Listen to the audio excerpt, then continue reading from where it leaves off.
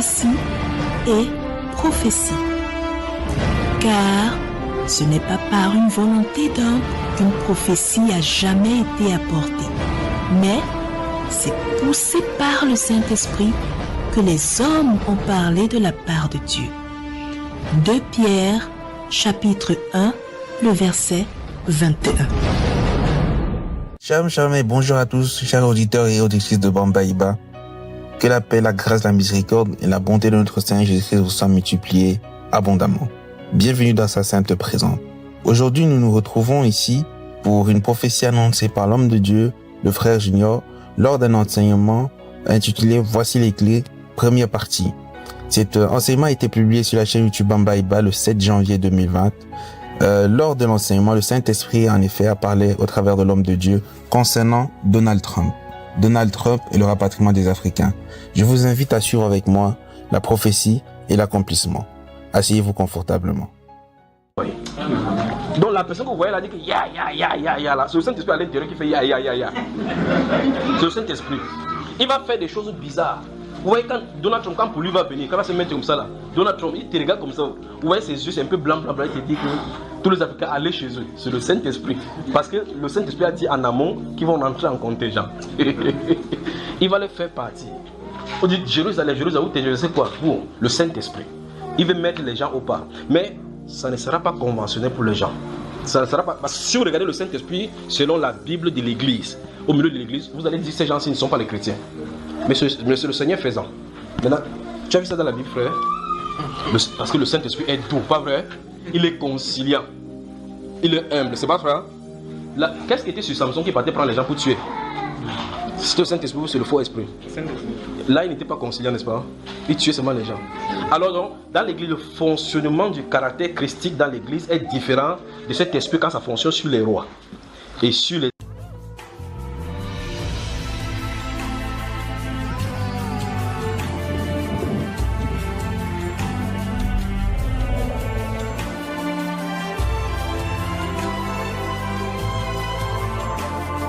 Bonjour Souleymane.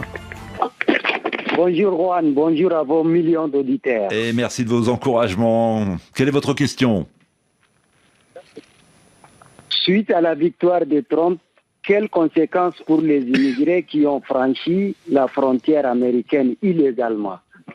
Alors, que prévoit Donald Trump, Jérôme Viala-Godefroy? Alors, ce que Donald Trump a en tout cas promis, c'est de les arrêter et de les expulser. Donc, on parle ici de minimum 12 millions de personnes, s'il fait vraiment ce qu'il dit. Il a promis la plus grosse opération d'expulsion de migrants de l'histoire des États-Unis. Exactement. Alors, ça va être compliqué parce que il peut avoir aussi des blocages au niveau des États, au niveau de ce qu'on appelle les villes sanctuaires, puisque certaines villes se sont déclarées comme étant des sanctuaires pour les gens qui seraient éventuellement sans papier, etc. Donc, et puis l'autre problème qu'il va y avoir, c'est qu'il faut identifier ces immigrés illégaux, et donc il va falloir demander les papiers d'identité aux gens, aux hispaniques en général. Enfin voilà, ça va être très compliqué à mettre en place, mais il va de toute façon faire au moins un certain nombre de mesures et tenter le plus possible d'expulser ces immigrés.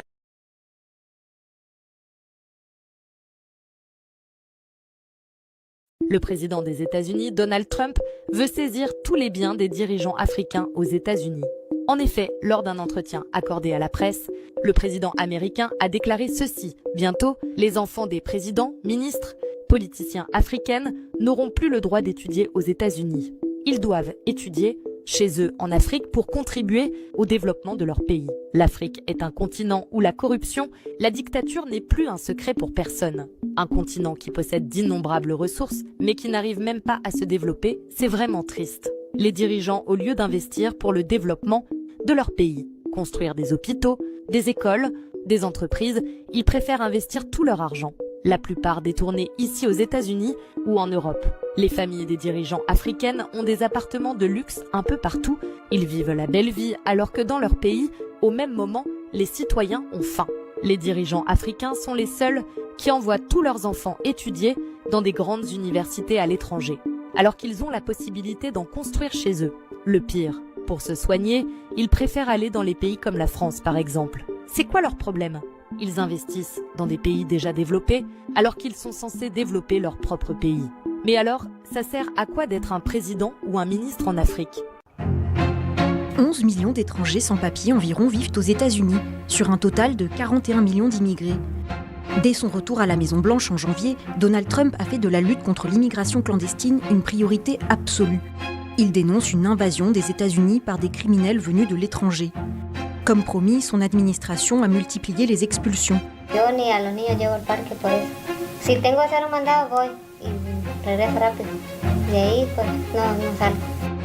La police de l'immigration, plus connue sous son acronyme ICE, attend et arrête des demandeurs d'asile à la sortie des tribunaux.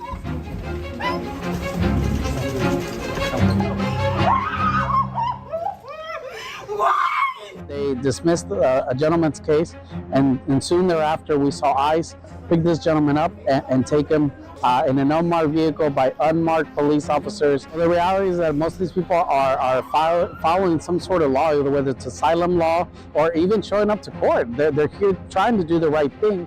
Les agents de l'ICE ciblent aussi les hôpitaux, les magasins de bricolage, les arrêts de bus ou encore les lieux de travail. Un ouvrier est mort après avoir chuté d'un toit en tentant d'échapper à ses agents lors d'une descente dans une ferme de cannabis légal en Californie. Quiero trabajar sin ningún récord, hacemos taxes, ellos no miran que somos buenas personas. En juin, le nombre de personnes détenues par la police de l'immigration a atteint un sommet, plus de 60 000 contre 40 000 lorsque Trump est arrivé au pouvoir. Et 71% de ces personnes n'ont aucun casier judiciaire. Face à cette explosion, de nouveaux centres de rétention sont construits à la va-vite. Leur nombre a presque doublé depuis janvier. Comme par exemple l'Alcatraz des Alligators, en référence à l'ancienne île-prison de San Francisco.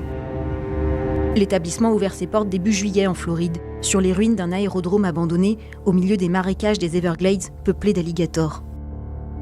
Avec ses lits superposés alignés, enfermés dans des cages grillagées, il est devenu l'un des symboles de la politique migratoire du gouvernement de Donald Trump.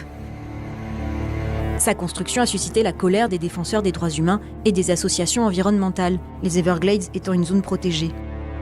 Une juge de Floride a ordonné son démantèlement, mais les autorités ont annoncé faire appel. La plupart des nouveaux centres de rétention sont gérés par des géants de l'industrie carcérale privée, secteur en pleine expansion aux États-Unis. Et les familles ne sont souvent pas informées du sort de leurs proches. Mi nombre es Jerónimo, tío de Lázaro Maldonado, quien fue secuestrado por el departamento de ICE. Desde ese momento nosotros no sabemos nada. Plusieurs ONG s'inquiètent des conditions d'incarcération dans certains centres, notamment Human Rights Watch, qui les qualifie de dégradantes et déshumanisantes. En principe, les personnes détenues ont le droit, dans la plupart des cas, de présenter leur dossier devant un juge de l'immigration avant d'être expulsés. C'est ce qu'on appelle la procédure régulière. Mais l'administration Trump a trouvé un moyen de la contourner. Elle invoque une loi de 1798 sur les ennemis de l'étranger, qui jusqu'ici n'avait été utilisée qu'en temps de guerre. Selon les autorités américaines, le Venezuela mène une guerre contre les États-Unis à travers les gangs criminels. Elles ont donc expulsé des Vénézuéliens, accusés sans preuve ni procès d'appartenir à un gang, vers le Salvador, dans le centre de confinement du terrorisme, une prison de haute sécurité. How many illegal criminals are you planning on exporting to El Salvador? As many as possible. And I just asked the president, it's this massive complex that he built, jail complex. I said, can you build some more of them, please? As many as we can get out of our country that were allowed in here by incompetent Joe Biden.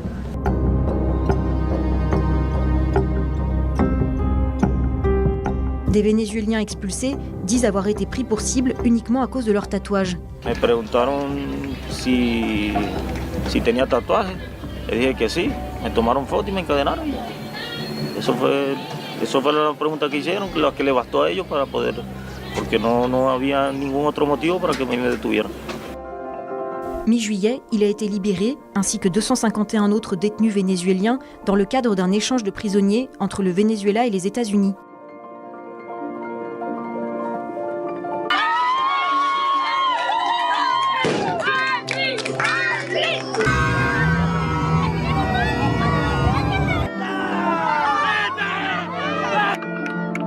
Ils ont raconté avoir vécu l'enfer dans cette prison, comme promis par les gardiens à leur arrivée. Y me estaban diciendo, cerote, aquí vas a pagarlas todas. Aquí te vas a morir, aquí vas a pasar los últimos 30 años de tu puta vida. De aquí no vas a salir nunca.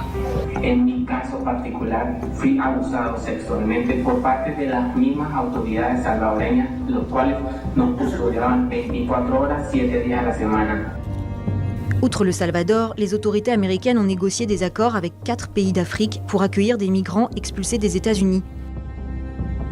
En juillet, 8 personnes ont ainsi été expulsées au Soudan du Sud.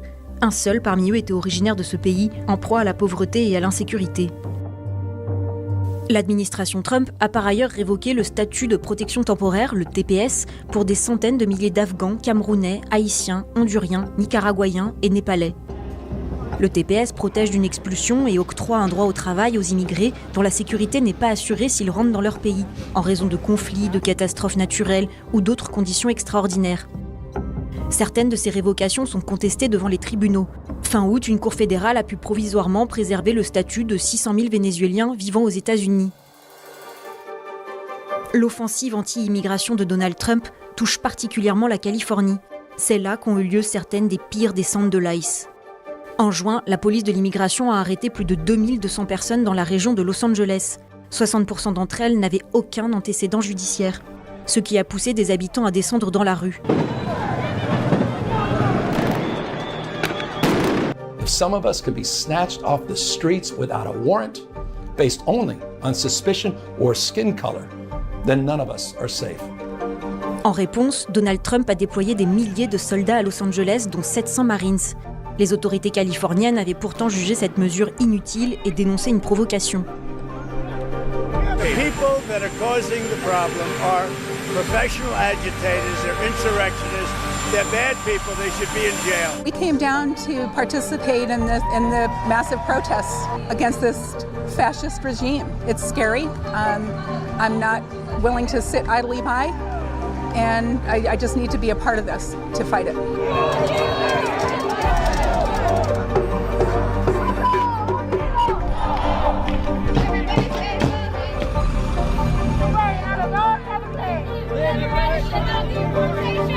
Protestations, décisions bloquées par la justice, malgré ses revers, Donald Trump ne semble pas vouloir changer de cap.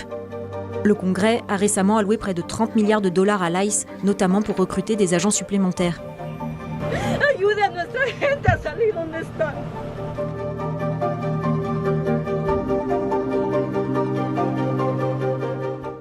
La vie de cette femme va basculer.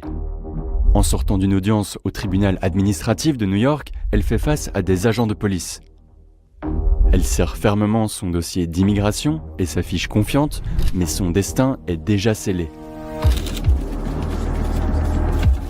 Sans recevoir d'explication, elle est arrêtée et emmenée dans le couloir. Her face is a mix of shock and terror. You can kind of see all these different emotions processing as she's being led down the hallway. Madison Swart est photojournaliste. Elle a documenté les arrestations réalisées dans ce tribunal où les immigrés défendent leur droit de rester dans le pays. Pour Le Monde, elle raconte les coulisses de son reportage. This is one of the hardest stories that I've covered. You can just hear the sobbing echoing throughout the entire hallways for minutes.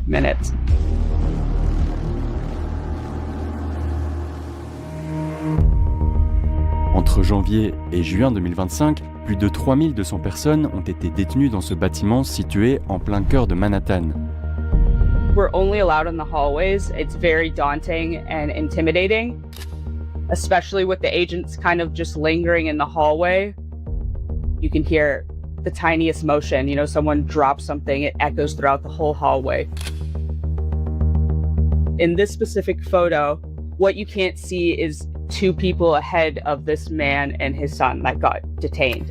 They were holding their breath, just like hoping that they weren't on the list. All the photographers were just like fingers crossed, hoping that they don't separate this family. In this specific instance, the father was not on the list and they were able to go. The folks that are showing up for these hearings have not been charged with any crime.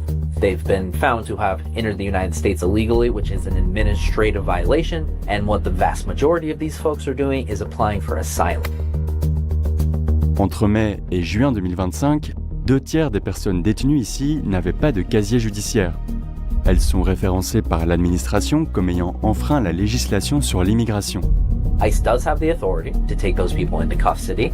However, we've seen this massive shift where they're not allowing people to pursue their cases outside of that immigration.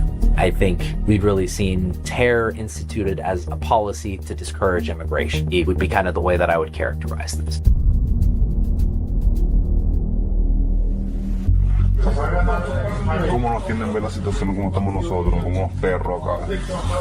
Une fois arrêtées, ces personnes sont détenues au 10e étage de ce même bâtiment.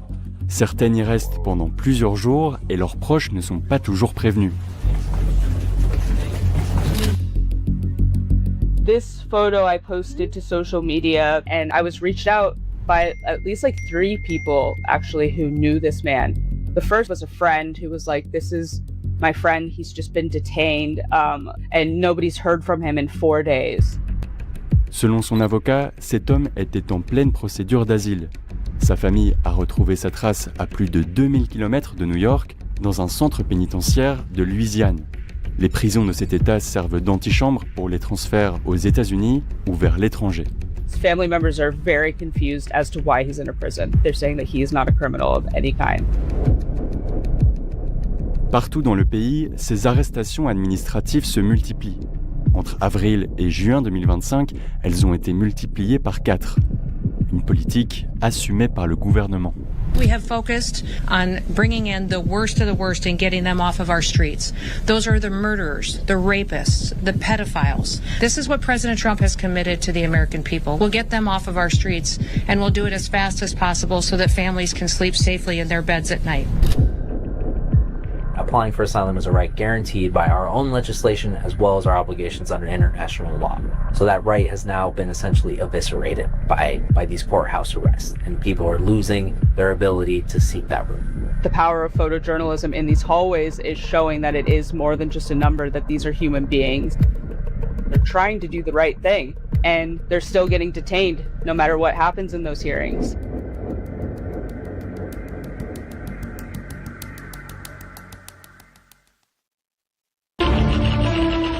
Quand l'Esprit parle, prêtons oreille, car Dieu parle cependant, tantôt d'une manière, tantôt d'une autre, et très souvent, l'on n'y prend point garde.